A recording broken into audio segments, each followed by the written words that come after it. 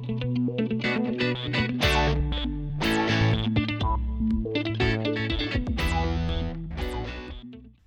guys, welcome to another KamicarzCreations video. Still working on the 1G. I think I've dodged a bullet with this one. I've had a few suggestions from people that they'd like me to see this 1G through, and I think I'm going to be able to. When I got inside the pipework for the radiator or coolant system, it didn't look too bad. It had definitely broken down. It had broken down into a fluid and a solid, but it still had fluid in there. It wasn't too bad. Inside the thermostat housing was pretty crusty, and on top of the thermostat, as you would have seen in some other videos, it was pretty crusty. But I think the internals aren't too bad. This motor was running, and the car drove when I got it, and the turbos worked okay, but I think they were destined to fail, and it's so complex in there. So anyway, I'm breaking it down. Blinky Ben, another YouTuber who's got, I think it's an RA24, it's the hatch version of mine, gave me a good shout out the other day, and Ben, I'll try to do my best. Yes, I do want to stick with the 1G, and as I said, I think I've dodged a bullet. I think the motor only sat for about 2 years. So not too bad, and from what I've been told by the previous owner, the motor had a fair bit of work done to it. You know, he said that on one hand, and then he said that he gave it to someone, but they could have ripped him off too. So who knows, you know, with these sort of things. And I never take internals of an engine for granted. I like to see them myself, but with this one, because it was starting and running, I think I'm just going to leave it. I've drained the oil out. The oil looked pretty good. Didn't have any fluid in it. The water system, even though it had broken down, didn't have any oil in it. So I think I've dodged a bullet. I think this motor's good to go, and it did run. So I'm just going to work on the intake and the exhaling through the exhaust and the turbo system. I've also been looking pretty hard at Golby's up in Toowoomba that I mentioned last video. They're doing a Black Friday sale, and they've sent me some pricing on a single turbo with a manifold and a wastegate. A ball bearing turbo I've gone for, more expensive, but apparently spin up a bit better. But anyway, they should be good. I really appreciate the shout out from Ben, and I'll do my best. I am working right through the process, and I will be videoing all of it, and I will be doing it step by step. I'm planning on trying to do 2 videos a week, but they will be on different projects. This one is just one of the projects I've got running, even though it's an exciting one and it's taken my interest. This is the one to go. So thanks, Ben. Love your car, love what you've done, and you guys out there that are watching this video, go and have a look at Ben's videos. They're really good. He covers a lot of stuff. As he said, he started doing videos from the put back together phase, where I've stripped mine apart, I'll look at the repair, and I'll put it back together, and he alluded to that it'll probably be good to watch to see that happen. So I'll show you this side of the motor. I'm just doing a little bit of diagnosis of this side of the block and working out what I need and what I don't need. This line here actually was a fluid line that fed the turbos, so I'm going to take that off, and it runs down to the side of the block, so I'll make a blanking plate up and plug that off. From my thermostat housing, I've just joined this pipe back on. This was the little screw I was pointing to that I couldn't get to because of the turbos. But this line actually feeds to the heater core and will plug back in to that pipe there and runs up into the heater core.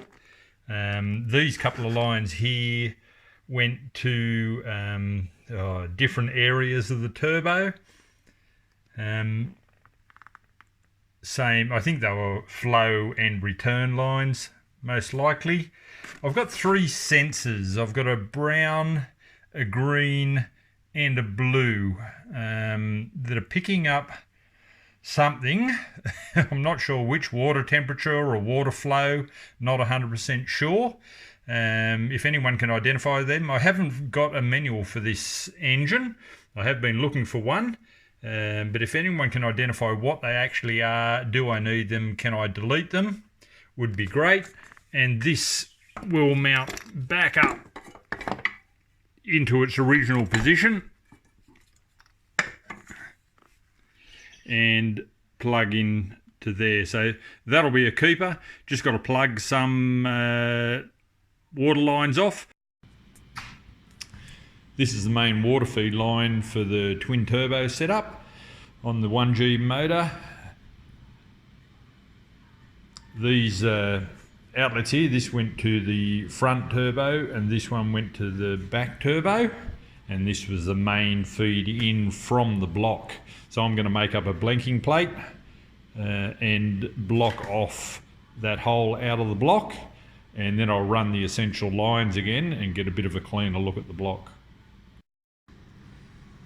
I end up cutting the end off that pipe that I need and using as a template, and you'll see here I've rough cut the lump of steel out with the right angles and just fasten it with the mouldy grips, and I'm just working my way around on a linisher and getting the shape right. So part way there. Got the basic shape all set out. It's not, you know, a beautiful thing, but it'll do the job. So I'll just set her up on a drill press now, drill out those holes to match, and I'm right to fit it on as a blanking plate.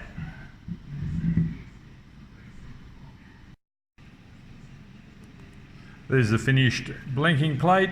I did get a little bit fancy and give one side a skim, but basically that'll do the job. Same as the other one, use the other one as a template. I can blank that water jacket outlet off and I should be good to go. I've taken this engine mount off, which went over that feed pipe that fed the two turbos. That's that pipe there. It feeds straight out of the core of the block, and it was the main feed line to the two turbos. And I've now got my blanking plate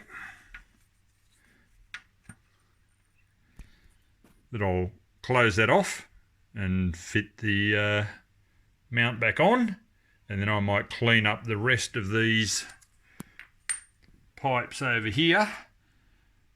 That one and this one feed the heater core. They run up to the two heater core lines. If I walk you over to the car, so they'll run up into here, which feed into the heater core.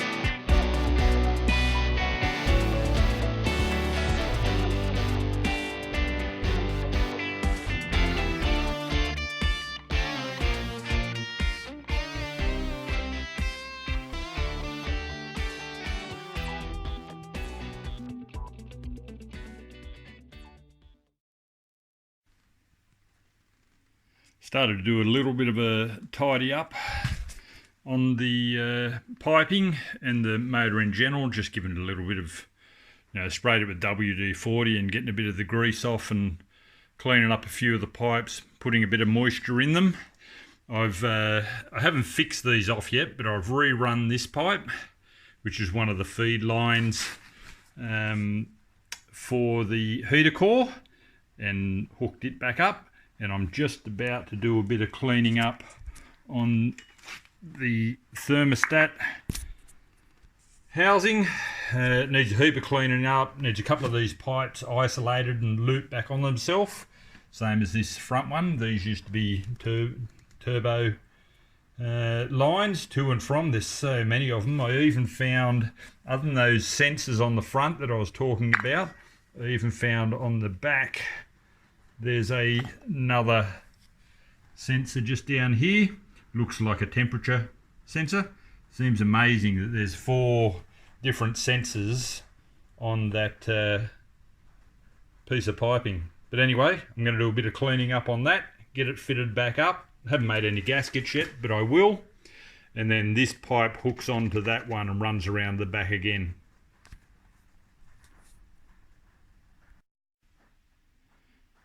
I've been a little busy and it's given me hope.